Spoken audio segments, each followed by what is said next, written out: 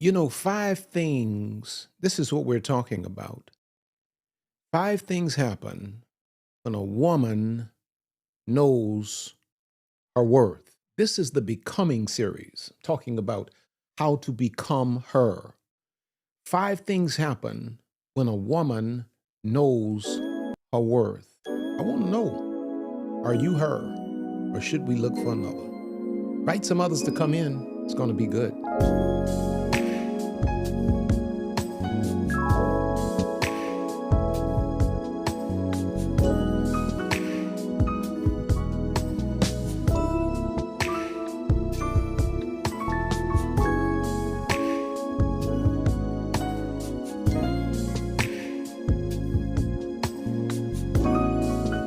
Well, I'm rcblakes, and welcome to another Let's Talk with rcblakes. And tonight we're talking about five things that change or happens when a woman finally knows her worth. We're talking about becoming her. And I want to know, are you ready? Are you ready to become her?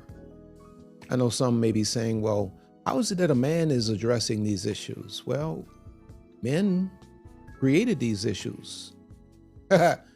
Men get angry with me for talking about, or helping women to transform their thinking and helping women to navigate the many pitfalls that society provides the woman to slip up and to shipwreck her life. And then when I rise to the occasion, women say, well, how can a man talk to these? Men say he shouldn't be talking about it. Women say he shouldn't be talking about it. But at the same time, many of these issues men have created. And so sometimes God will pull one from the ranks of the offender to come back and to become the advocate for the oppressed. And so there you have it. That's me, R.C. Blakes, in a nutshell. I want you to invite some others to come in tonight.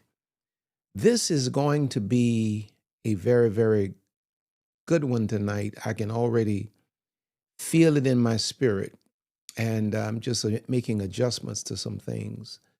So invite some others while I am doing my thing. Let's get into this. Powerful discussion tonight. Remember, this is the Becoming Her series. I don't know how long this is going to last, but tonight we're talking about five things that happen or change, things that will change when a woman finally learns her worth. You see, self-worth is not, it's not what a woman says about herself. It is actually what her life consistently proves she believes about herself. Many of you can do a lot of big talk. You can talk about how you're a boss chick, and you can even repeat with us, I'm a queen. We have the Queenology movement.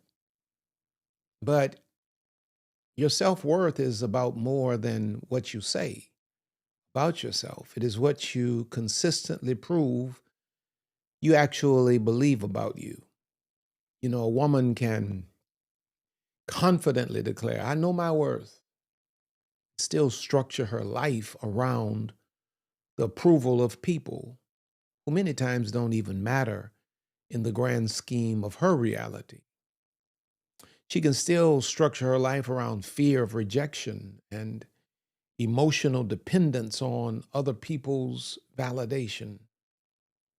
And this is because worth is not a mindset alone. It is a lived identity revealed through your decisions. Worth is not a mindset alone. It is a lived identity revealed through your daily decisions. Your decisions tell me if you really have self-worth. It's your boundaries. It's your patterns of behavior. Because to know your worth is not to feel superior to others. Like some women, think that acting like you're more important, you're above, I'm of a different class. They think that is some indication of worth. Many times that's an indication that you really lack self esteem, you really lack self identity, and you lack self worth. Because when you have to put others down to make yourself feel larger, you have some real internal struggles. But to come into agreement with the value God has already assigned to you, that is true understanding of your worth. That is true self worth. As the word of God declares in Psalm 139 and 14, it says, I will praise thee, for I am fearfully and wonderfully made. Marvelous are thy works, and that my soul knoweth right well. So the real transformation then is not becoming valuable. It is unlearning everything that taught you to doubt the value you already are. Did you catch that? It's not becoming valuable. The transformation does not happen in becoming valuable. It is in unlearning everything that taught you to doubt the value that you already are. This is the essence of becoming her. It's the internal identity finally aligning with divine design. That's my role. That's what I do on a daily basis. That's one of the premier reasons God brought me into the world, to help women to unlearn. Shameless plug, Mordecai Mission is open for registration starting September 26th. I'd love to have you there, where I can help you identify the things that you need to unlearn, that you might recognize and align with your divine design. And when that alignment happens, 5 things begin to shift in a woman's life. Glory to God. I feel this in Mashanana. You got to be a part of church to know what I mean by that. Number 1, let me see, trying to be a little more fancy here. Number 1, the first thing that will change is her need to be understood changes. Woo!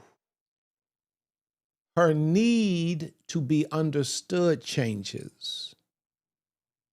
One of the least discussed manifestations of low self-worth is the compulsive need to be understood, to just constantly feel like you have to explain yourself to people who are either too dumb to understand or just don't want to understand. And you're constantly beating yourself over the head trying to explain yourself to people. A woman can become emotionally exhausted trying to make everybody understand why she changed, why she established a boundary, why she ended a relationship, why she decided an opportunity is good for her or not, or why she no longer wants what, she once wanted.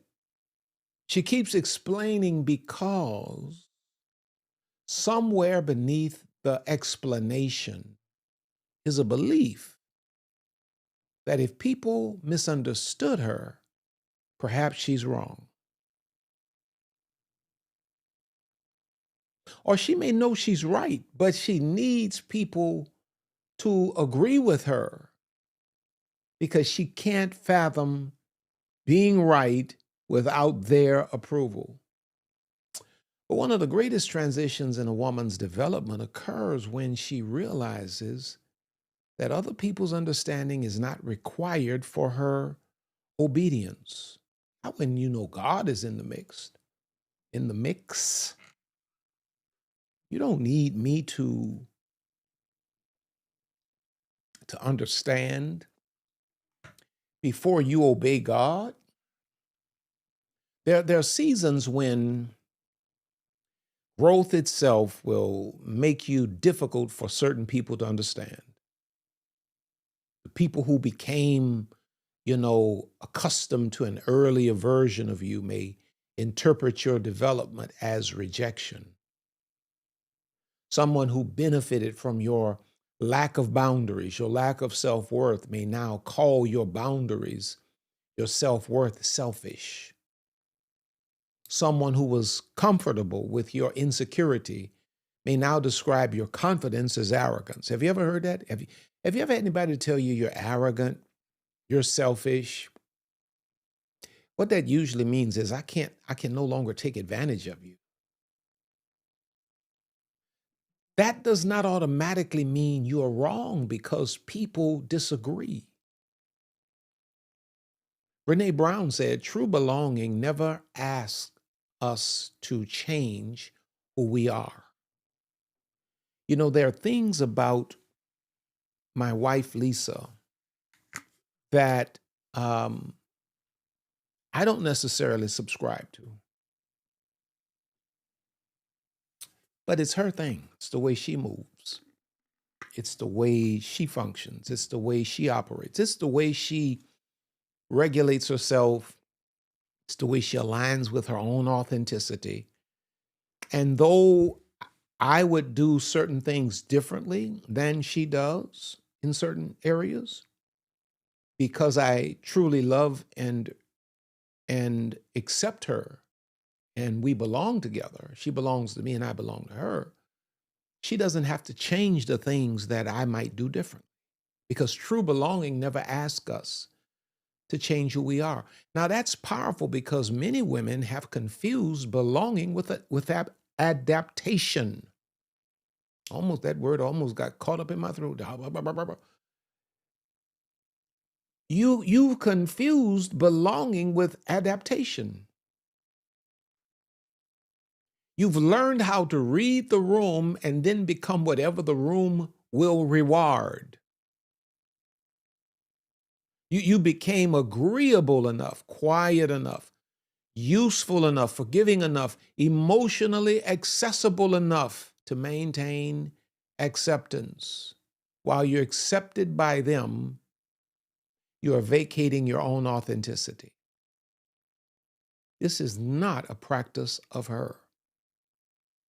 Now, eventually, becoming her requires, let me see.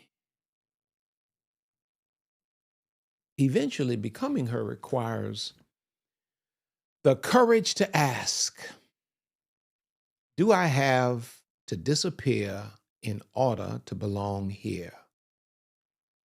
Or do I actually belong here? You hear the question? You have to ask yourself, do I have to disappear to belong here, or in order to belong here? Or do I actually belong here? Because when you become her, you lose the need to always be understood. Now, the Apostle Paul talks about how in Galatians 1:10, he talks about how, for do I now persuade men or God, or do I seek to please men? For if I yet pleased men, I should not be the servant of Christ. Because there are decisions God will require of you that everyone connected to you will not understand. There are transitions you cannot adequately explain to people committed to remembering the old you. And there are boundaries that will never make sense to the person who benefited from you having none. Maturity is developing enough internal confirmation that you no longer need a committed or, you no longer need your friends, your family, or, your people to understand. You don't need a committee to approve every decision. God has settled in your spirit. When you look at Brene Brown's work on belonging, it makes another important distinction. Real belonging begins with belonging to yourself. Let me see. I think I need help right there. Real belonging begins with belonging to yourself. That means a healthy woman becomes capable of remaining connected to her convictions, even when those convictions temporarily separate her from the crowd. Now, this does not mean she becomes stubborn or unteachable. A woman who knows her worth can still receive correction. She can still listen to wise counsel. She can consider a decision when new information proves that she was wrong. The difference is that she no longer automatically assumes somebody else's disagreement means she must abandon herself. When a woman has spent years being conditioned to seek approval, I call it the approval trap, misunderstanding can feel dangerous. She may experience somebody's disappointment as though it were rejection. She may interpret someone being upset with her as proof that she was, that she's done something wrong. And this is why some women remain trapped in unhealthy dynamics long after they recognize them. They are not necessarily confused about what needs to happen. They are afraid of how people will interpret what happens next. But there comes a stage in becoming her where she understands that she cannot simultaneously live an authentic life and control everybody else's interpretation at the same time. Some people will misunderstand your silence. Some will misunderstand your distance. Some will misunderstand your growth. Some will misunderstand why you cannot go back. You cannot make being understood the price of becoming whole. When a woman finally knows her worth, she can survive being misunderstood without betraying herself to become understood. And this brings me to point number 2. I'm trying not to be too long tonight. Her relationship, 5 things that happen. Her need to be misunderstood changes. Number 2, her relationship with access changes. Her relationship with access changes. The second transformation, as we see here, is more sophisticated than simply learning how to say no.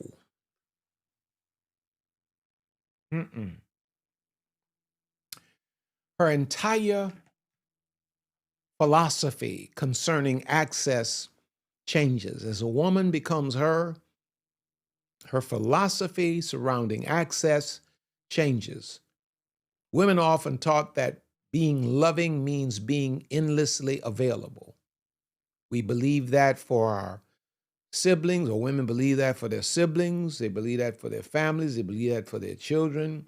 They believe that for their churches. They believe that for their friends. They believe that for the clubs they may be a part of.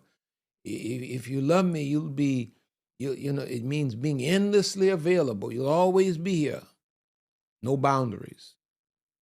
If someone needs to talk, you answer. If someone has a crisis, you respond. If someone apologizes, they automatically regain the same access to your life, same position. If you've known someone for 20 years, history itself becomes their permanent admission ticket into your emotional life. We've been together for 30 years.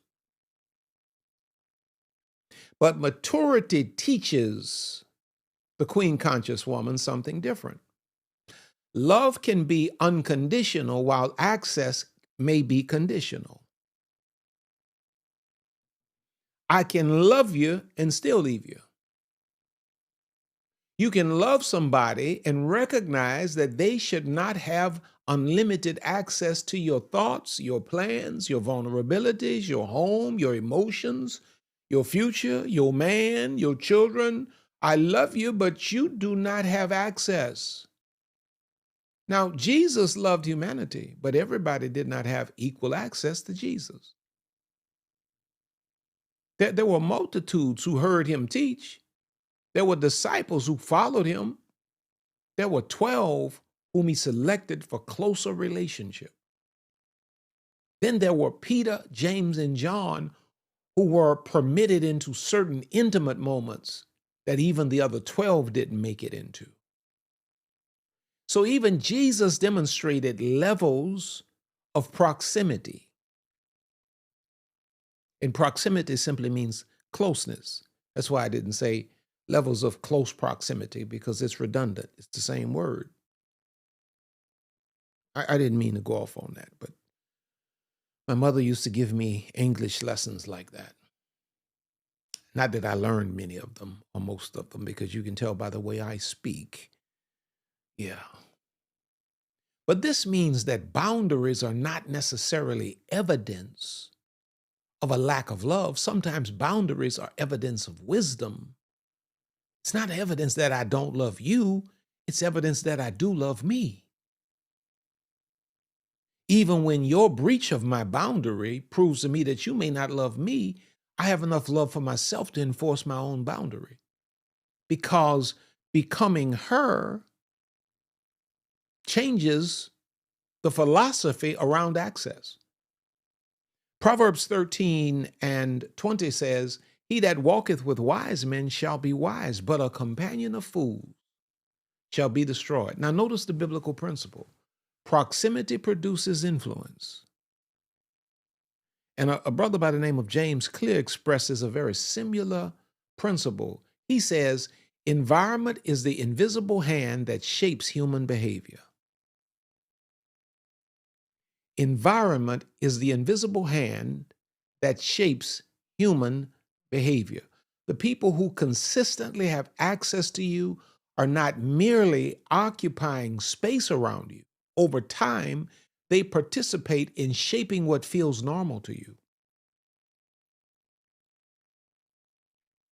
If you remain around chronic negativity long enough, pessimism can begin sounding like wisdom. If you continually live among undisciplined people, disciplined in no area, discipline can start feeling extreme to you. If relational dysfunction surrounds you long enough, dysfunction can become familiar enough to look normal to you. And if the people closest to you continually dishonor your vision, eventually you may find yourself shrinking your vision in order to remain comfortable in the relationship. So this is why becoming her requires what might be called, listen to this term, an access audit. When's the last time you did an access audit? You see, the question is not simply, do I love them? The question is not merely, have we known one another for a long time? A more mature question is, who do I become when I remain in proximity to them? After spending significant time with this person, are you clearer or more confused? Are you more peaceful or more anxious? Are you more disciplined or more distracted? Are you more confident in your calling, or do you consistently find yourself questioning things you were once certain about? Some of you have been twisted all up in your faith regarding Jesus Christ because of the people you've given access to. But the woman who knows her worth realizes that access is one of the currencies of her life. Her attention has value. Her emotional energy has value. Her vulnerability has value. Her time has value. Her private world has value. And consequently, everybody cannot receive the same level of access simply because they desire it. And this is where many women struggle after healing. They understand forgiveness, but they confuse forgiveness with restoration of position. Those are not always the same thing. You may forgive somebody and still determine that they cannot return to their former place in your life. Forgiveness can release the offense without automatically restoring access. An apology does not erase wisdom. History does not create entitlement. Longevity does not automatically equal health. A woman who knows her worth stops giving premium access to people who continually mishandle ordinary access. She also learns that her private dreams do not have to be shared with everybody. Some things need development before discussion. Some visions are too vulnerable in their infancy to be exposed to people who have consistently demonstrated cynicism, jealousy, competition, or an inability to celebrate your development. When you become her, you develop a new relationship with this thing called access. And this is not secrecy born from fear, it is stewardship born from wisdom. Becoming her means understanding that forgiveness may restore your peace without automatically restoring someone else's position. Now, number 3, becoming her will change the way she chooses, or the way she chooses will change. When you become her, the way you choose, what you choose, how you choose, when you choose will change. When worth changes, choices change. Good God Almighty. I said, when worth changes, choices change. This is where we move beyond affirmations. Woman can say she knows her worth all day long, but eventually her choices must testify on her behalf. Your Honor, we bring to the stand now choices. You swear to tell the whole truth, nothing but, I swear to tell the whole truth, nothing but the truth. So help me God. The deeper question is not simply, what do you say you deserve? The deeper question is, what do you repeatedly choose? An unhealed woman may make important decisions from loneliness. She may choose a relationship because she is tired of being single. She may accept an opportunity because she is terrified another one will never appear. She may hold on to a friendship because they have history. She may remain in an environment because starting over frightens her. She'd rather have a bad circle than no circle at all. Fear creates urgency. Worth creates discernment.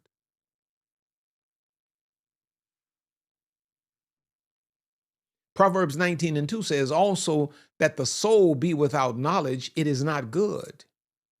And he that hasteth with his feet sinneth.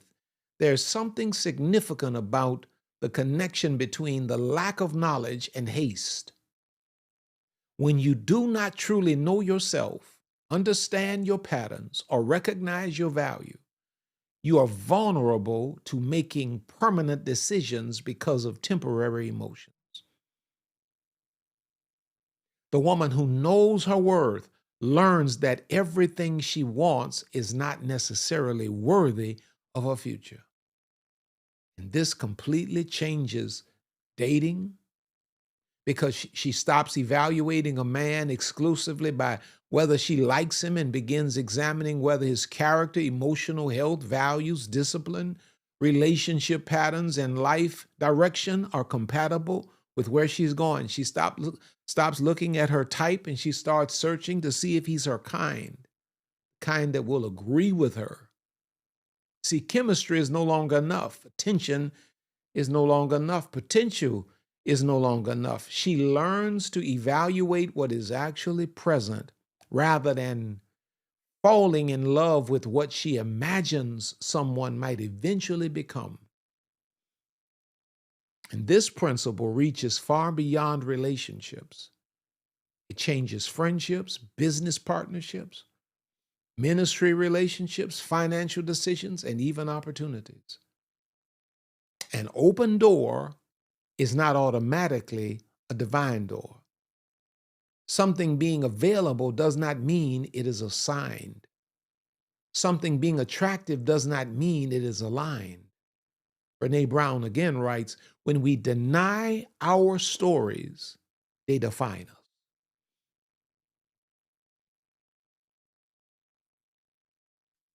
When we deny our stories, they define us. This becomes important in decision making, choosing, because an unexamined history frequently becomes an invisible decision maker. And when you have not visited your history, you usually repeat it. If you have never healed abandonment, abandonment may choose your relationships. You may continually attach yourself to emotionally unavailable people because unpredictability feels normal. If you have never healed rejection, rejection may choose your friendships. You may work excessively hard to gain admission into circles that repeatedly demonstrate they really do not value you. If you've never confronted scarcity, scarcity may make your financial decisions. You may accept less than you deserve because you are convinced nothing better is coming. You've never addressed your need for validation. Validation may choose your career. You may remain committed to work that impresses others but empties you internally. So becoming her requires more than asking, what do I want? The deeper question is, what part of me wants this? Is this my healed self choosing? Is this my lonely self? Is this my frightened self? Is this my ego? Is this an old wound trying to recreate a familiar pattern? Or is this wisdom?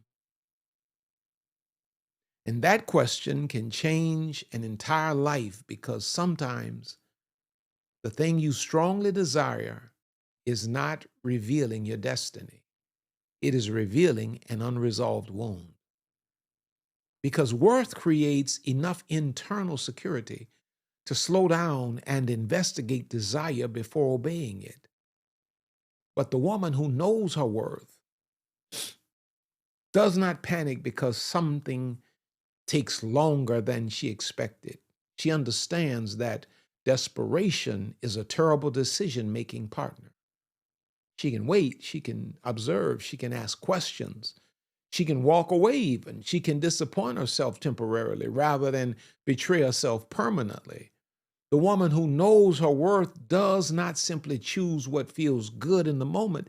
She chooses what remains good for the woman she is yet becoming. And this brings me to point number 4. Her interpretation of rejection changes. When you become her, you view rejection differently. As the phrase is commonly stated in the body of Christ today, it wasn't rejection, it was simply protection. Rejection feels different when your identity is no longer sitting in somebody else's hands. Oh my goodness, did you hear me? When a woman has not firmly established her worth, she tends to personalize rejection. Someone does not choose her, and her mind translates it into, I wasn't good enough.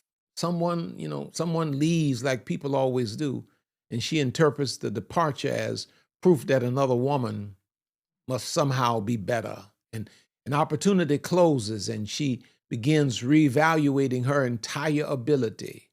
But rejection is not always an evaluation of your value. Sometimes rejection is simply information. Sometimes it means incompatibility. Sometimes it reveals another person's capacity or lack thereof. Sometimes the environment is too small. Sometimes the timing is wrong. Sometimes rejection is protection disguised as disappointment. And Psalm 118:22 says, the stone which the builders refused is become the headstone of the corner. The one they rejected is the main one. The builders rejected the stone, but their rejection did not alter the stone's eventual significance. And that distinction is everything. A woman who knows her worth can experience rejection emotionally without absorbing it in terms of her identity. She can say, that hurt, without concluding, therefore I am worthless. She can grieve losing somebody without losing herself. She can admit, I really wanted that opportunity without turning disappointment into self-contempt. This is emotional maturity. Rejection is an event. It does not have to become an identity. One of the problems with unhealed rejection is that it often creates a compulsion to reverse the rejection. In other words, a woman may become consumed with getting someone who walked away to come back. She may want an old employer to see her success. She may fantasize about everyone who doubted her, eventually regretting what they failed to recognize. But even that can reveal unfinished emotional work. If your victory still requires the people who rejected you to witness it, a portion of your identity may still be connected to their opinion. Did you hear that? There comes a point where you no longer need the person who left you to regret having left you in order for you to feel valuable. You do not need the friend who betrayed you to someday discover that you were a great friend. You do not need the company that overlooked you to eventually call you back. You do not need the person who underestimated you to watch your Instagram or your TikTok success from a distance. Who cares if these people are watching? You're living your life. You are her. Your healing becomes complete when your future stops being a performance for your past, your insignificant past at that. None of these people really mattered. There is tremendous freedom in reaching the place where you can wish people well who no longer have a place in your life, not because what happened was acceptable, but because their opinion no longer controls your emotional temperature. The woman who knows her worth understands that sometimes a closed door saved her years of regret. Sometimes being left, forced her to discover the parts of herself she had abandoned. Sometimes not being chosen redirected her toward a life she could never have pursued otherwise. Not every rejection deserves resentment. Some deserve gratitude in retrospect, because becoming her means your success no longer requires an audience of former doubters. You no longer need the person who rejected you come back and validate what they failed to recognize. And this brings me to number 5, and I'm done. Her relationship with herself changes. 5 things that change when a woman finally understands her own self-worth. Her relationship with herself changes. You see, ultimately, knowing your worth changes the way you live when nobody is watching. And this may be the greatest evidence of all. A woman who knows her worth begins treating herself as someone whose life deserves stewardship. She begins keeping promises to herself. If she says she's going to rest, she learns to rest. If she says she is going to save money, she saves money. She develops discipline. If she says she's going to take care of her health, she stops making herself the last priority on every list. She changes her diet. She improves her exercise habits. If she says she's going to complete something, she begins honoring her own word. This matters because every broken promise to yourself quietly communicates something internally. When you repeatedly abandon your commitments to yourself while faithfully keeping every commitment to everyone else, you can inadvertently teach yourself that everybody else's needs deserve priority over my own personal development. James Clear said, your habits are how you embody a particular identity. We know your identity based on your habits. Your habits are a reflection of your relationship with yourself. And that is exactly what becoming her is about. At some point, her cannot remain merely an aspiration. She has to become a collection of habits or practices. If her is spiritually grounded, what does your prayer life look like? If her is financially responsible, what does your spending look like? If her is emotionally healthy, how does she manage conflict? If her cares for her body, what does that look like in her routines?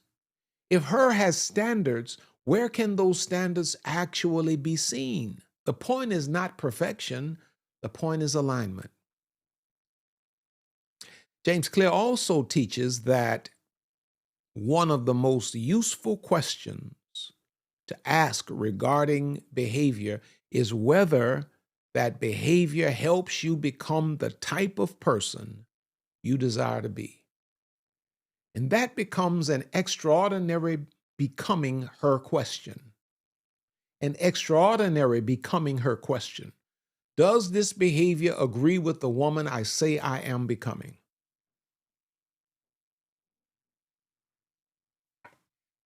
I'll wait. Does this relationship agree with the woman I say I am and am yet becoming? I guess that's the right way to say that.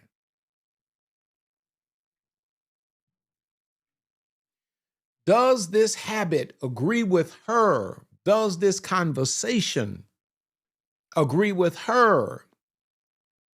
Does this financial decision agree with her? Does this environment agree with her? Does this reaction agree with her? Because the word says in Mark chapter 12 and 31, thou shalt love thy neighbor as thyself. Now, there is, watch this, there is an as thyself in that command. Did you notice that? There is an as thyself in that command. Love thy neighbor as thyself, meaning there has to be space for her to love her. Some women have learned to give everybody else consideration while giving themselves neglect. They minister to everybody else's emotions while ignoring their own exhaustion. They celebrate everybody else's dreams while indefinitely postponing their own. They finance everybody else's emergencies while failing to build their own security. Yeah. But when you become her, your relationship with you changes. See, none of that stuff I just mentioned, none of that stuff is sustainable love.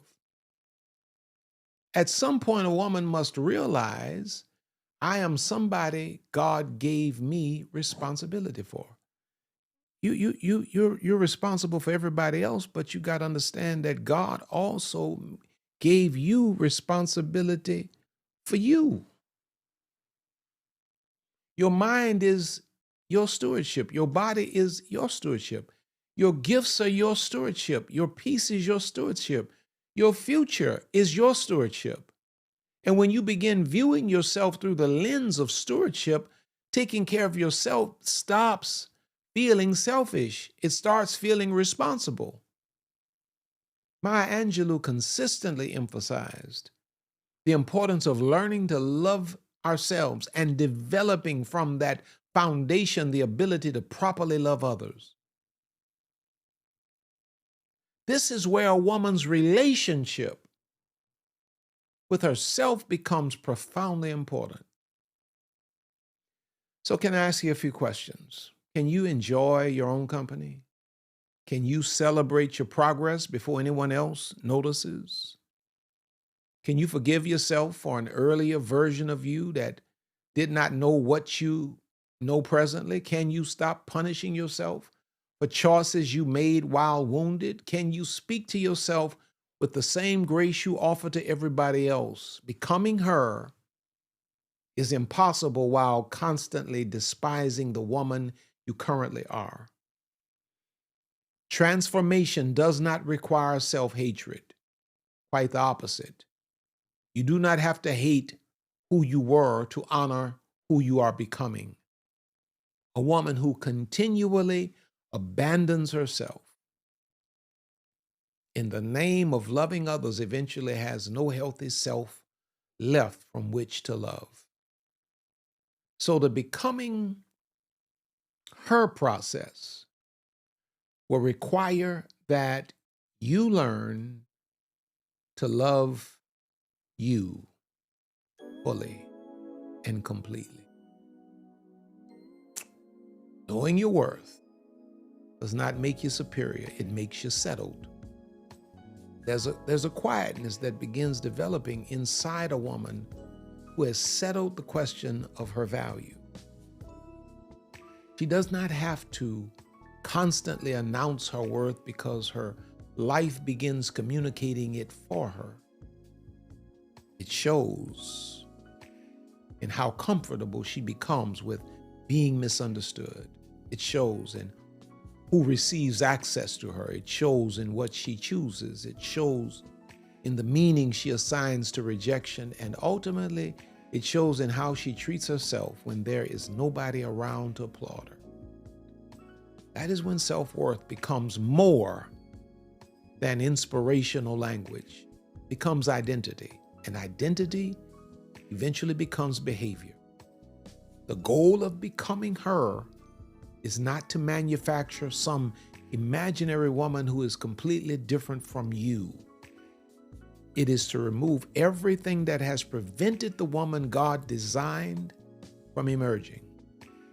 The insecurity that made you need everybody's approval, the people pleasing that made you explain decisions that required no explanation, the fear that kept unhealthy people in privileged positions, the loneliness that caused you to make hurried choices, and the rejection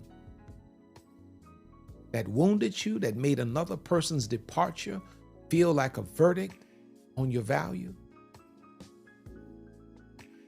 As those layers begin falling away, something powerful happens. You stop asking, when am I finally going to become her? Because you begin recognizing her. She is showing up in your decisions.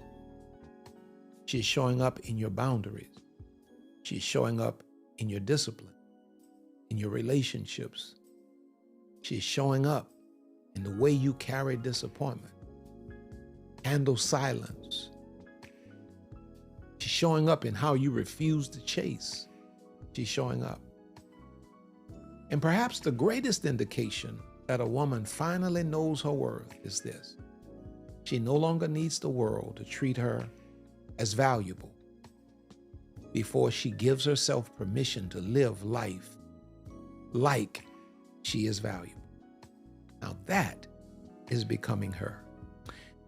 Hope you've gotten something out of this today. Don't forget, go to rcblakes.com right now, register for Mordecai Mission starting September the 26th. I need you to get in there and do that right away because we have some things we will need to mail to you as it relates to things that pertain to the cohort. I don't know how many spaces we have left, but I would suggest to you, if you're considering this, don't put it off. do it tonight. 3 months where I'm going to be, Lisa and I will be teaching every Saturday for 3 months, 12 weeks. And it is built on 3 pillars: inner healing, self-discovery, self-development. I want you in the Mordecai mission. It is going to radically change your life. Listen, I'm R.C. Blakes. This has been a joy sharing with you tonight. And as I always say to you, you're on top, you're going higher. God has more in store for you. But before I leave, thanks to all of my Royal Court members, thanks to my moderators, my entire community. I love you all with all of my heart. Until next time, I will see you at the top. This is R.C. Blakes signing off.